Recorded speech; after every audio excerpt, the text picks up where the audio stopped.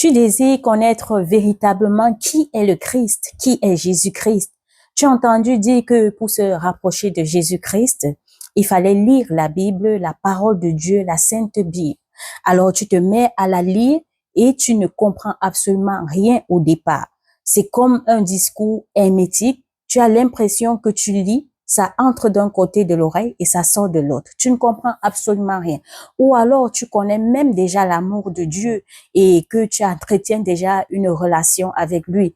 Donc des fois tu fais tes prières, tu es évasive et puis des fois tu peux te mettre en train de penser à quelque chose qui n'a pas rapport. Ça peut être un menu du jour, ça peut être une activité, ça peut être n'importe quoi. Je vais simplement te demander, quand je parle de toi, bien évidemment, je parle aussi de moi. Hein, c'est un auteur qui l'a bien dit.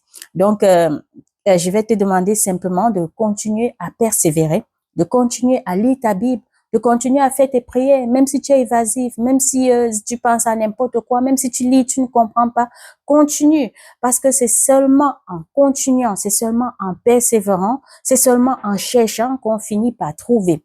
Dans le livre de Matthieu, dans les évangiles de Matthieu, Matthieu 7, verset 8, le Seigneur nous dit que qui cherche trouve, qui frappe on ouvre, qui demande reçoit.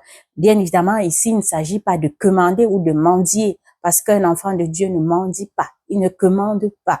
Donc, et aussi un verset similaire dans Jérémie 29, à partir du verset 13, le Seigneur nous dit aussi qu'il se laissera trouver par celui qui le cherche de tout cœur. Demeurez bénis.